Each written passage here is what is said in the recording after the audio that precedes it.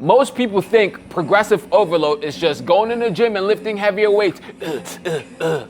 Mr. Ego Lifter, that's not the only thing that's progressive overload. That's why I'm coming on here today to break it down for you. I'm gonna give you the 10 rules of progressive overload so you can actually build some lean freaking muscle, dog.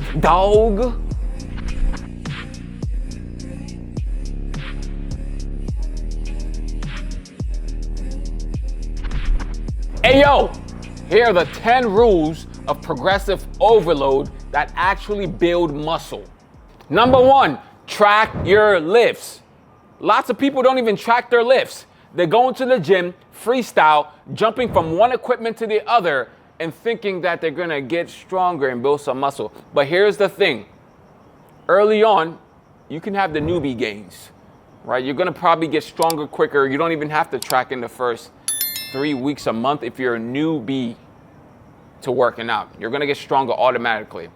But after the newbie gains are gone, you gotta track your lift because it gets harder and harder to push more weight to get stronger.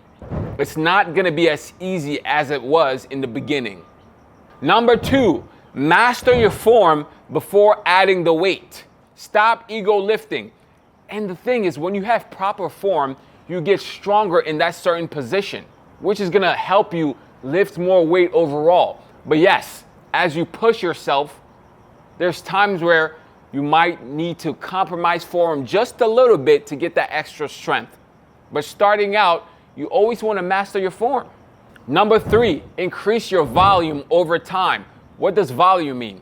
More sets, more reps. You don't always have to do more weight. Progressive overload also comes with increasing your sets and your reps. And as you do that, you're gonna get stronger. You don't have to pound weights. Imagine every single week you try to increase by 10 pounds on the bench. It's probably not gonna work. There's gonna be a point where you can't increase by 10 pounds. So you just increase the reps and keep the weight the same, or increase the sets and keep the weight the same. That's still progressive overload. Number 4, slow down your reps. Like if I'm doing a bench press and I go up, I can slow down for 5 seconds. Tempo.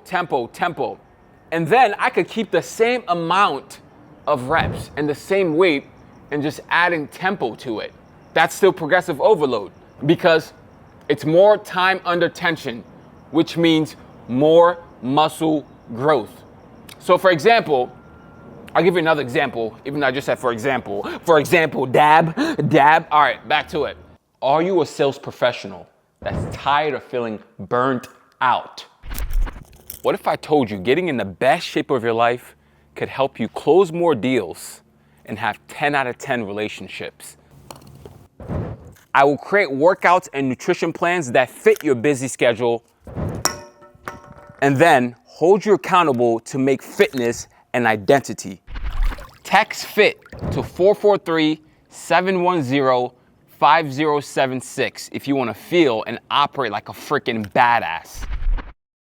If I go 1 week and I lift bench press 225 4 times 6 reps, 4 sets of 6 reps, 225, and then the next week I do 4 sets of 225 for 6 reps again, and I start slowing down my reps. That's progressive overload. Even though I couldn't increase that weight, I slowed down my reps.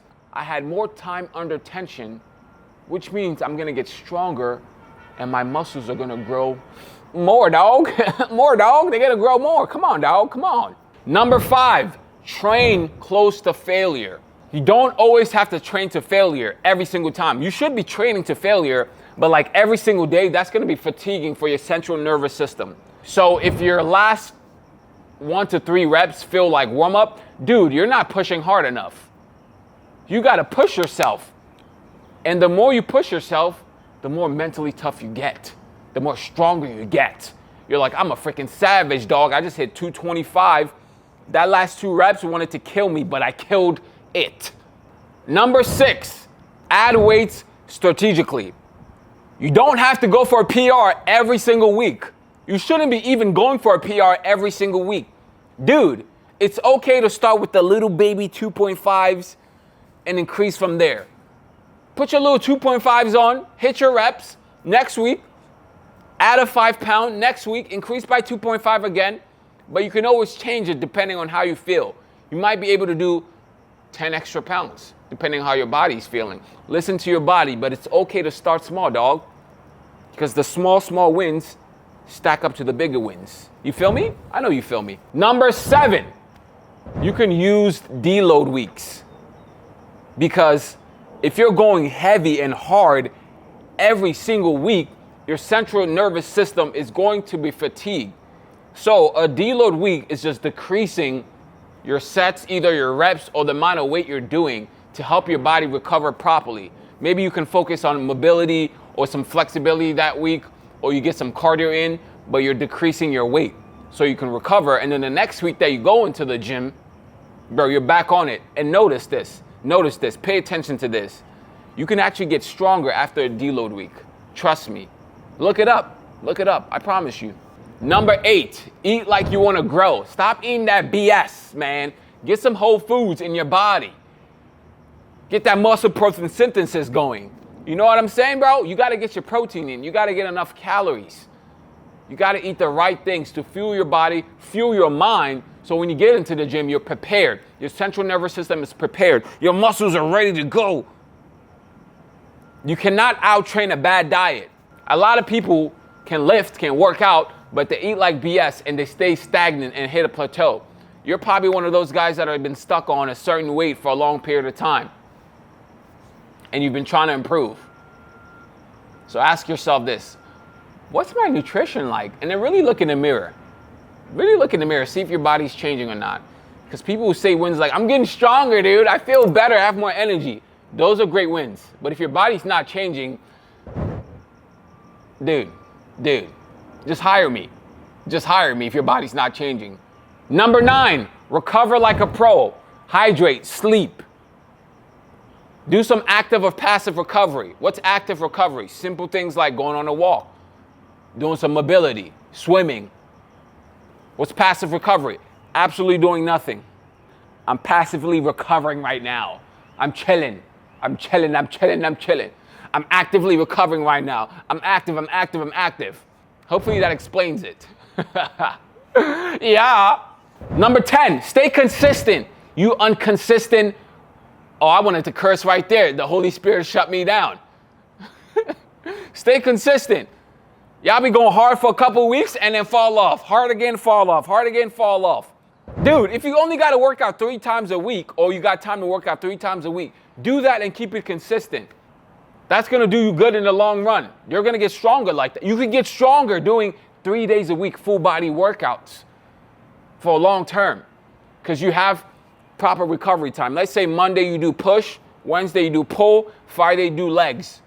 You got good recovery time in the middle. You could do some mobility, some cardio in the middle, recover on the weekends, do it again next week, right? Recover like a pro. If this was helpful, if you're a sales pro who actually wants to build muscle, increase energy, and learn how to stay consistent long term, hey, like this video first, subscribe to my channel second, drop a comment below third, and then guess what? You can DM me on Instagram, CoachTata_. You can find me on Facebook, Kelvin Tata. All this is in the description. You can go ahead and try to join the school community. If you're not a sales pro, I'm gonna catch you. I only work with sales pros. But hey, I love you, God bless you, and stay tuned for the next freaking video. The biceps looking good.